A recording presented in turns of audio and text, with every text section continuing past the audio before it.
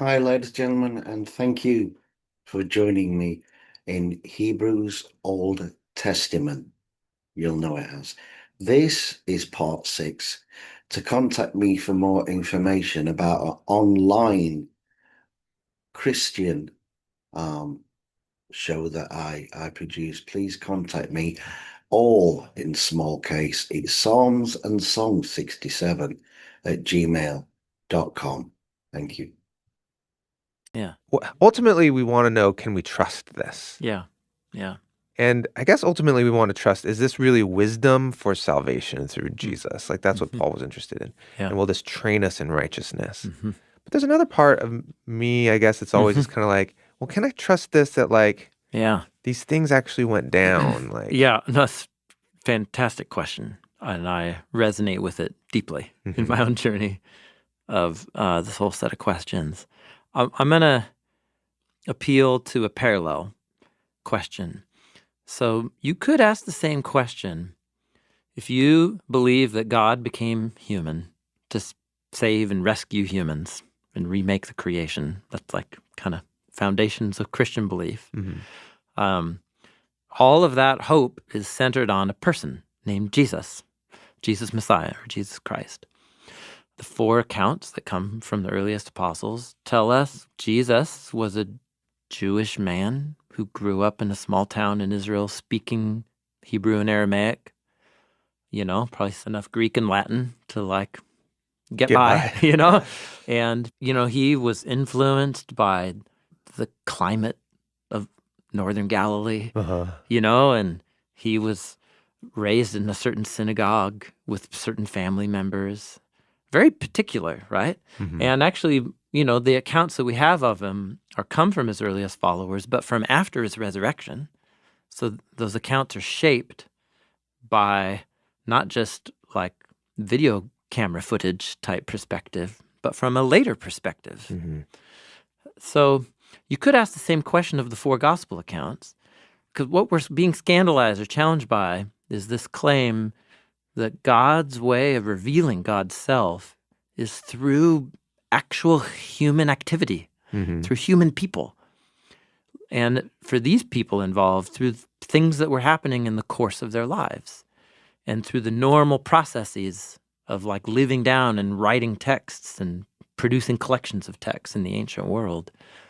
So it's not something you can prove, but it is something we are being asked to trust the testimony of these prophets, that they are giving us an account that represents this family history that reveals the truth about the world. Mhm. And it's actually very similar to what Christians believe already for the most part about Jesus.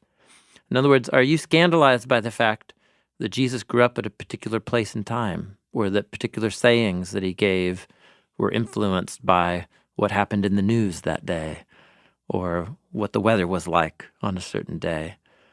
And if that doesn't bother you as much, how is that different than the book of Isaiah or the Torah coming into existence through multiple generations of scribes adding to it based on things that they sensed and heard God saying in later times? Does that Mm. make sense, the parallel I'm drawing? If the fact that Jesus was a human, God become human, doesn't scandalize you, what feels scandalous about God speaking Working by through his humans. Spirit through normal Yeah. human scribal processes in the making of the Hebrew Bible? Yeah. I have a level of comfort of just saying God's working through humans Mm-hmm. and that we don't need to make this human and divine distinction where, like, Mm-hmm.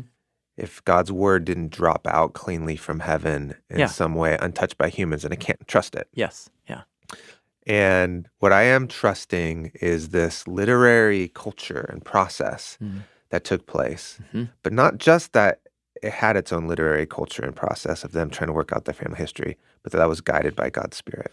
Mm-hmm. Yeah, I think I could get there. Maybe another way to say is the only reason you and I read these texts is because we follow Jesus. Right. And that's how Jesus viewed this collection of texts, Yeah. as a gift from the Spirit through human authors that represents the story of what God's doing for Israel and for the world, and that represents God's word. speaks God's word. Yeah. So it's a confession I make about these texts also because I'm only reading them because I follow Jesus, you know. Yeah. But we're trusting Jesus on that point. And then Jesus is trusting that these texts are what they say they are on that point. And I think that's the point you're just honestly reckoning with. And then I think the proof is in the pudding in that if the point is wisdom for salvation and for like training in righteousness, the thing that I have experienced through this project with you is encountering the wisdom of God and having it shape how I think and then how I exist in the world, and seeing that work through communities. And that's the point. Yes. Yeah, that's right. Wisdom. I mean, we just read it in what Paul's description. I'm sure it comes from a divine human partnership called inspiration. And the goal is to give us wisdom about the thing that God is up to in history to remake the world through Messiah Jesus. And that these texts, if a community embraces them, can just reorient how you see everything and then how we live and relate to each other. And that is what these texts are for and why these texts came into existence in the first place. Yeah, and I guess to say, I brought up, can I trust these things to place in history? You showed us, maybe in the last hour, how Paul used the names of Pharaoh's magicians. Oh, in the previous conversation. Yeah, the previous conversation. Yes, Yannes and Jambres. Yannes and Jambres. Yeah. But they're not named in the Exodus scroll. No. They're named much, much later. Yeah. So likely that's not their name, right? That's likely true. It would be pretty wild that that's actually their name. Yeah, it'd be 1,500 years of remembering two random Egyptian guys' names. Yeah, exactly. Yeah, totally. So I guess sometimes I get really hung up as like, well, I want to know what their name is. And I want to know if this exact detail happened in this exact way. And I think that's why I brought up, if this is being crafted much later by a group of people who are comfortable changing certain things or adding certain literary things. creativity, that's what we've called it throughout the history of the project. The biblical authors are balancing, representing their family history and how they saw God reveal God's self through that history. And they are presenting it in a highly creative way. Yeah. To help us understand the meaning of those Obviously events. being creative in what Very they're doing. creative. And symbolic names. Yeah. Is a really important tool in that toolkit for the biblical authors. Yeah. For example, Cain and Abel, Abel's name means vapor. And he's the guy who just like vanishes as the story moves on pretty quick. Yeah. So it makes you think like, was that the name he was given by birth? Right. Or is this Yeah. supposed to teach me something That's and right. give me wisdom? Yeah. And this wisdom is for my salvation and for my training in righteousness. And so when I get more interested in the latter and less interested in the former, I think that's when... Yeah.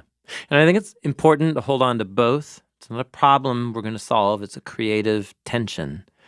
It matters that this is representing a family's history that's recounting how they heard from God through their history. And it matters that and their actual history. They actually came through Yeah. history as a people. That's important. Just like it's important to me that Jesus actually rose from the dead. I should really go do something different if that didn't happen. Yeah. In terms of vocationally with my life. But at the same time, the way that the biblical authors help me understand the meaning and significance of those events is through shaping these texts with literary creativity. And that those two convictions are in tension with each other. I feel it too. And I don't know how to resolve it, and I never have. But what I found is when I don't try and make it all one or the other, it's all creative fiction, or it's all just video camera footage written down. Yeah. Either of those is overcompensating for my discomfort. And neither one's going to help me really appreciate these texts on their own terms. I don't know any other way around it. Yeah. You bring up Jesus' death and resurrection, like, as Paul says, if Jesus didn't rise from the dead, if that's just a creative, like, remix of the story to help you be inspired and appreciate something through kind of its literary artistry, then it's like, well, what's the point? No, that's right. I can imagine some fear like someone listening, going like, well, you just kind of cracked open the door, and now, like, at what point is this all going to just fly away? You know, I really can't trust any of it. But it seems like you feel grounded in your faith and in following Jesus while dealing with this tension. Yeah, but it's taken me a long time. It's taken me a long time to get there. And what I'm not saying is I think like most of the Bible's creative fiction. I actually don't think that. Okay. I think that it's historically trustworthy. But what do we mean exactly when we say trustworthy? And I think I have just been forced to nuance what I mean by trustworthy to allow for the partnership of historical testimony and literary creativity. And the Spirit. And the work of the Spirit. God speaking to his people through highly creative texts that are about a family history that actually happened. Okay. Like, we're at the point of where I want a kind of certainty that I just don't think exists for human beings, especially when it comes to events in the past. Yeah, that's true. And knowledge of like the most transcendent questions. I think we can have trust and confidence. It's a very different kind of thing than certainty. Yeah. This will probably come up again in the next couple episodes. Okay. What we're going to talk about next is how the Hebrew Bible then was received as it got passed down into Second Temple Judaism, when it stopped being formed. Yeah. And then how it was received into early Christianity and translated into Greek and then became the Old Testament. And then really became the foundation for the next collection in the Christian Bible, the writings of the apostles, called the New Testament. So we'll take the next step. Great. That's it for today's episode.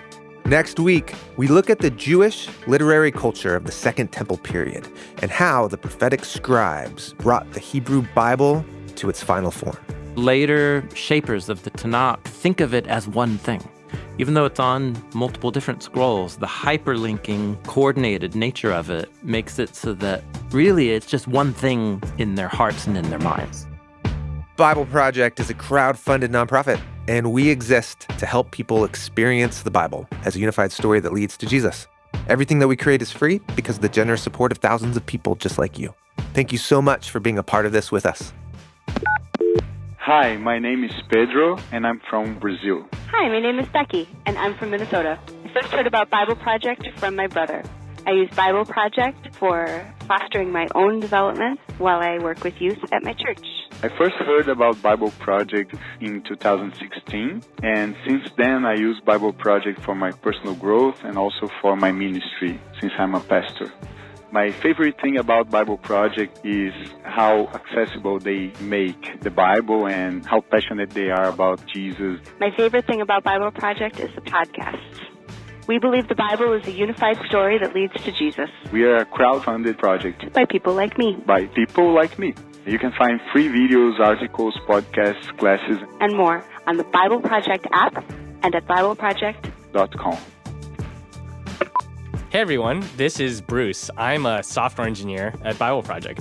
I've been working at Bible Project for 2 years, and my favorite part about my work is, honestly, my coworkers. It's just such a joy working with these humans, doing something that matters to me. There's a whole team of people that bring the podcast to life every week. For a full list of everyone who's involved, check out the show credits in the episode description wherever you stream the podcast and on our website.